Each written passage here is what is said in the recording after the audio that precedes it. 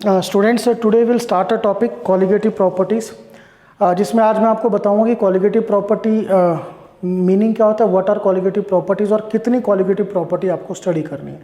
इसके बाद आपको हर कॉलिगेटिव प्रॉपर्टी का अलग से लेक्चर देखना है। तो बेसिकली आज क्या है, ये लेक्चर है regarding what you mean by colligative property and what are the different colligative properties. So colligative properties, these are the properties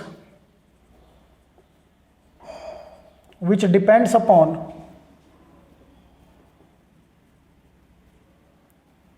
number of particles of solute। किस पे डिपेंड करती हैं बेटा? सोल्यूट पार्टिकल्स के नंबर पे depend करती है। That will I say that colligative property directly proportional to number of particles of solute. तो हम ये भी लिख सकते हैं directly proportional to number of moles of solute पे डिपेंड करती हैं। NB मीन्स सपोज मेरे पास दो सॉल्यूशंस हैं, one is 2 molar NaCl solution और एक बेटा 4 मोलर NaCl सॉल्यूशन। ठीक है, so which has more value of colligative property, किसमें ज़्यादा होगी? तो आपको पता है कि नंबर ऑफ पार्टिकल्स का मतलब नंबर ऑफ मोल्स ही है। तो यहाँ पर 2 मोलर NaCl का मतलब 2 moles of NaCl are present in 1 litre. 4 molar NaCl means 4 mole NaCl present in 1 litre. तो यहाँ पर NaCl के पार्टिकल्स कितने हैं? 2 मोल। यहाँ NaCl के पार्टिकल्स कितने हैं? 4 मोल। तो यहाँ पर पार्टिकल्स ज़्यादा हैं या it will have more number of moles, बोल दीजिए। So it will have the more value of colligative property. तो इसी तरह से आपको समझना है कि वो प्रॉपर्टी जो नंबर ऑफ मोल्स या नंबर ऑफ पार्टिकल्स के डायरेक्टली प्रोपोर्शनल है सॉल्यूट के।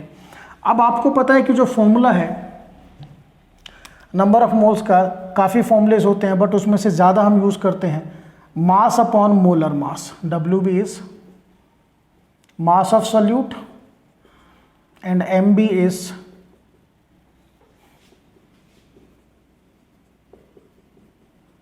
Molar mass of solute. तो यहां से ये भी निकल के आता है कि जो आपकी कॉलिगेटिव प्रॉपर्टी है वो मोलर मास के इन्वर्सली प्रोपोर्शनल। देखिए, directly proportional to number of moles और inversely proportional to molar mass. अब इसमें देखते हैं, simple 1 molar glucose solution, okay, and 1 molar urea solution. Urea का फॉर्मूला होता है बेटा NH2CuNH2। You have to tell which has more value of colligative property। किसकी कॉलिगेटिव प्रॉपर्टी ज़्यादा होगी? तो बेटा ग्लूकोज का formula C6H12O6। So 1 molar glucose means glucose के कितने mole? 1 mole glucose in 1 litre solution. और 1 मोलर यूरिया सॉल्यूशन का मीनिंग क्या होगा बेटा? 1 mole urea present in 1 litre of solution. तो दोनों में देखिए नंबर ऑफ मोल्स तो बराबर है, तो उससे आइडेंटिफाई नहीं कर पाए। फिर हम आएंगे कि भाई मोलर मास। अब ग्लूकोज का जो मोलर मास होता है, molar mass of glucose is 180, clear. Molar mass of urea is 60। अब क्योंकि पहली चीज हमने देखी भी नंबर ऑफ मोल्स तो बराबर आ रहे हैं, तो हम सेकंड क्या देखेंगे कि मोलर मास। तो ग्लूकोज का मोलर मास ज़्यादा है, यूरिया का मोलर मास कम है। तो जिसका मोलर मास कम होगा it will have the more value of colligative property, और जिसका मोलर मास ज़्यादा होगा it will have the less value of colligative property. तो आपको बिल्कुल क्लियर हो गया होगा कि कॉलिगेटिव प्रॉपर्टी होती क्या है। वो प्रॉपर्टी जो number of particles of solute पे डिपेंड करती है, ठीक है। और नंबर ऑफ पार्टिकल को रिप्रेजेंट करने का तरीका, हमारे पास नंबर ऑफ मोल्स हैं, तो जिसके नंबर ऑफ मोल्स ज़्यादा होंगे। And since number of moles का फॉर्मूला होता है मास अपॉन मोलर मास, तो बेटा अगर नंबर ऑफ मोल्स आपके इक्वल आ जाए तो आप मोलर मास से भी आइडेंटिफाई कर सकते हो। वैसे डिटेल ये बाद में जाएगा, अभी खाली समझिए आप कि what is a colligative property which depends on number of moles of solute particles, और ठीक है, सोल्यूट या नंबर ऑफ पार्टिकल्स भी बोल सकते हैं। अब इनवर्स सिलेबस कौन कौन सी कॉलिगेटिव प्रॉपर्टीज हैं? सो थोड़ा इंट्रोडक्शन मैं हर एक कॉलिगेटिव प्रॉपर्टी का दूंगा. After that you have to watch each colligative property. So there are 4 colligative properties. Number 1 is relative lowering of vapor pressure, जिसको नॉर्मली हम बोलते हैं RLVP. Second is elevation in boiling point, delta TB. Third is depression in freezing point, delta TF. And the fourth one is osmotic pressure pi. So थोड़ा discussion में हर एक का बताऊंगा आपको, so that जब आप ये आर्टिकल करो there will be no difficulty. तो फर्स्ट प्रॉपर्टी है आपकी relative lowering of vapor pressure. This is the first property. So what is the meaning of this? जब आप प्योर सॉल्वेंट में when a non volatile solute is added to pure solvent, pure water ले लो, जब आप उसमें non volatile solute add करोगे तो बेटा उसकी वजह से क्या होगा, the vapour pressure decreases, vapour pressure decrease करेगा, termed as lowering of vapour pressure. हम उसको क्या कहेंगे, लोवरिंग ऑफ वेपर प्रेशर. तो अगर मैं P0A vapour pressure of pure solvent या pure water, PS vapour pressure of solution, कैसे बना ये solution, after adding non volatile solute to solvent. Solvent में क्या डाला आपने, नॉन वोलेटाइल सॉल्यूट, तो वेपर प्रेशर कम हो गया. तो ये जो डिफरेंस आया आपका P0A minus PS, this is said to be the lowering of vapour pressure. और अगर आप इसको ओरिजिनल से डिवाइड करोगे P0A minus PS upon P0A, this is relative lowering of vapour pressure. तो क्या पहली कॉलिगेटिव प्रॉपर्टी है कि भी आप प्योर सॉल्वेंट में जब नॉन वोलेटाइल सॉल्यूट ऐड करोगे तो उसका वेपर प्रेशर डिक्रीज होगा, that is said to be the lowering of vapour pressure. ये सारा हमें स्टडी करना है पहली कॉलिगेटिव प्रॉपर्टी में. और जब आप लोवरिंग को P0A यानी प्योर सॉल्वेंट के वेपर प्रेशर से डिवाइड करोगे तो आपको क्या मिलेगा, रिलेटिव लोवरिंग. अब इसका रीज़न मैं पहले भी एक्सप्लेन कर चुका हूँ रिलेटिव लोवरिंग का, कि ऐसा क्यों होता है. तो वो देखिए बेटा, ये आपका प्योर सॉल्वेंट है जिसमें ये सारे सॉल्वेंट के मॉलिक्यूल्स, ये सारे सॉल्वेंट मॉलिक्यूल्स इवेपोरेट होंगे. अब आपने इसमें क्या ऐड कर दिया, you have added non volatile solute. तो जब आप नॉन वोलेटाइल सॉल्यूट ऐड करोगे जो वेपर में कन्वर्ट नहीं होगा तो उसके पार्टिकल भी बीच में आ जाएंगे, ये आगे बीच में. अब नॉन वोलेटाइल सॉल्यूट जो है वो तो वेपर में कन्वर्ट नहीं होगा. अब क्या हुआ, वेपर कम बने आपके, वेपर कम बनेंगे तो वेपर प्रेशर क्या करेगा, डिक्रीज करेगा. और यही हमें स्टडी करना है पहली colligative property, that is relative lowering of vapour pressure. तो मन में क्या रखना है, जब आप प्योर सॉल्वेंट में नॉन वोलेटाइल सॉल्यूट ऐड करोगे, जैसे आपने वाटर में क्या ऐड कर दिया, ग्लूकोज ऐड कर दिया, या आपने वाटर में क्या ऐड कर दिया, यूरिया ऐड कर दिया, कोई भी नॉन वोलेटाइल सॉल्यूट ऐड करोगे तो वेपर प्रेशर क्या करेगा, डिक्रीज करेगा. That is we will study in the first colligative property.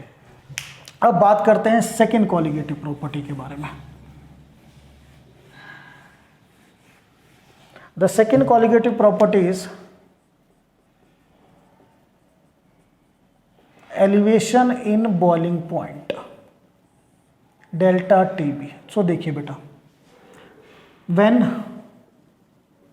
a non-volatile solute is added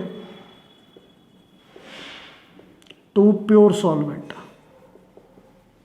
जब आप प्योर सॉल्वेंट में नॉन वोलेटाइल सॉल्यूट ऐड करोगे तो क्या हुआ था, what happens, vapour pressure decreases, vapour pressure decrease हुआ, और वेपर प्रेशर डिक्रीज होगा then boiling point increases, termed as elevation in boiling point. जैसे वाटर का बॉइलिंग पॉइंट होता है 100 डिग्री सेल्सियस, जब आप इसमें नॉन वोलेटाइल सॉल्यूट ऐड करोगे, एनवी सॉल्यूट आपने ऐड किया, सपोज ग्लूकोज ऐड कर दिया, तो इसका जो बॉइलिंग पॉइंट है वो इंक्रीज होगा, या पहले ऐसे समझो कि यहाँ पर क्या होगा, वेपर प्रेशर डिक्रीज करेगा और बॉइलिंग पॉइंट इंक्रीज करेगा।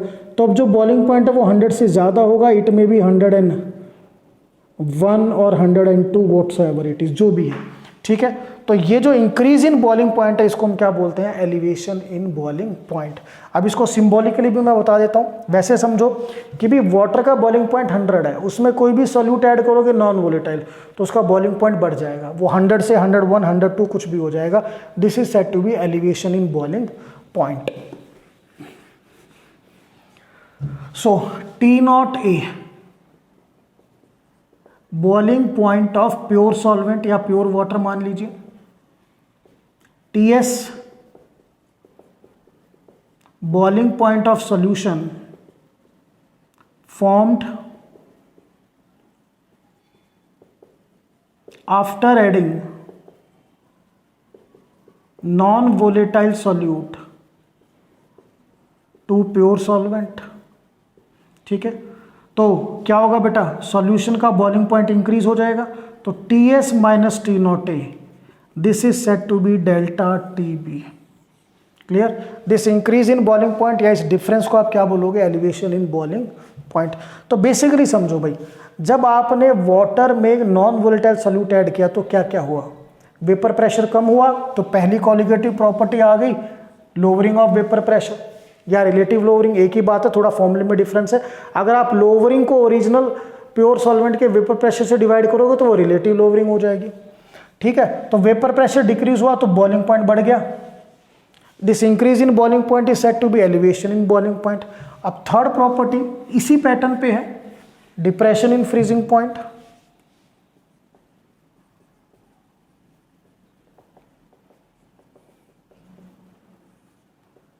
डेल्टा TF, तो सेम वही, when a non volatile solute is added to pure solvent, जब आप प्योर सॉल्वेंट में नॉन वोलेटाइल सॉल्यूट ऐड करोगे then its vapour pressure decreases, boiling point increases and freezing point decreases. This decrease in freezing point is termed as depression in freezing point. समझाते हैं, water का freezing point होता है 0 degree Celsius. जब आप इसमें कोई भी नॉन वोलेटाइल सॉल्यूट ऐड करोगे, आपने ग्लूकोज ऐड कर दिया तो उसकी वजह से क्या होगा, अब वेपर प्रेशर डिक्रीज होगा, बॉइलिंग पॉइंट बढ़ेगा और फ्रीजिंग पॉइंट डिक्रीज करेगा। डिक्रीज होकर ये -1 -2 डिग्री सेल्सियस कुछ भी हो सकता है। ये जो डिक्रीज हुआ this is said to be delta TF, depression in freezing point, ठीक है। तो चीज़ें वही रिलेटेड है, सिंपल ध्यान करना है कि नॉन वोलेटाइल सॉल्यूट ऐड करने से क्या क्या होता है, वेपर प्रेशर डिक्रीज होगा, लोअरिंग, बॉइलिंग पॉइंट इंक्रीज होगा, एलिवेशन, फ्रीजिंग पॉइंट डिक्रीज होगा, depression.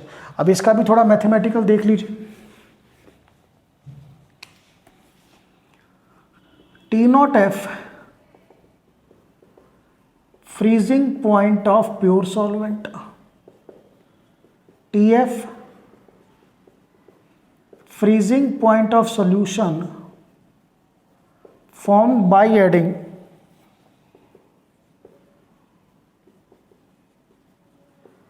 non volatile solute to pure solvent। तो सॉल्यूशन का फ्रीजिंग, जो आपने प्योर सॉल्वेंट का फ्रीजिंग पॉइंट था, जब आप उसमें नॉन वोलेटाइल सॉल्यूट ऐड करोगे तो जो सॉल्यूशन बनेगा फ्रीजिंग पॉइंट डिक्रीज करेगा, means T0F minus TF, this is delta TF। ये किसका फ्रीजिंग पॉइंट है? प्योर सॉल्वेंट यानी वाटर का 0 डिग्री सेल्सियस। और TF किसका फ्रीजिंग पॉइंट है? जब आप प्योर सॉल्वेंट में क्या ऐड करोगे? NV solute, non volatile solute add करोगे तो क्या बन जाएगा वो? सॉल्यूशन, उसका फ्रीजिंग पॉइंट, तो डेट विल डिक्रीज। तो ये पहली 3 qualitative property. Now the fourth one, osmotic pressure, उसको भी समझिए। अभी बेसिक बता रहे, डिटेल आपको जाएगा जब आप डिफरेंट स्टडी करोगे। So osmotic pressure, symbol pi, definition पहले बता देते हैं। It is the pressure created due to osmosis. Osmosis की वजह से जो प्रेशर क्रिएट होता है दैट इज ऑस्मोटिक प्रेशर। तो अभी थोड़ा बताएंगे इसके बारे में। देखिए, ये बेटा एक मैं मेम्ब्रेन ड्रॉ कर रहा हूं। This is semi permeable membrane, ठीक है। इसकी क्या खासियत है? इसमें से only solvent molecule can pass और विल पास। सिर्फ सॉल्वेंट के मॉलिक्यूल पास हो सकते हैं और कोई पास आउट नहीं होगा। तो यहां पर आपने ये एक कंटेनर है, ये कौन सी मेम्ब्रेन लगाई? सेमी परमिएबल मेम्ब्रेन, जिसमें से सिर्फ कौन पास करेगा? सॉल्वेंट। तो यहां पर आपको लेना है प्योर सॉल्वेंट और यहां पर आपको लेना है सॉल्यूशन। सॉल्यूशन यानी सॉल्वेंट प्लस सॉल्यूट। अब देखिए, सॉल्वेंट ज्यादा कहां पर है? सॉल्यूट का डिस्कशन मैं क्यों नहीं कर रहा? क्योंकि यहां से सॉल्यूट मूव नहीं कर सकता।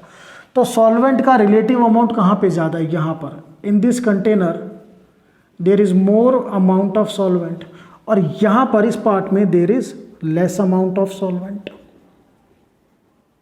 तो सॉल्वेंट का मूवमेंट होगा from high concentration to low concentration. Movement solvent का है क्योंकि मेम्ब्रेन कौन सी है? Semi permeable.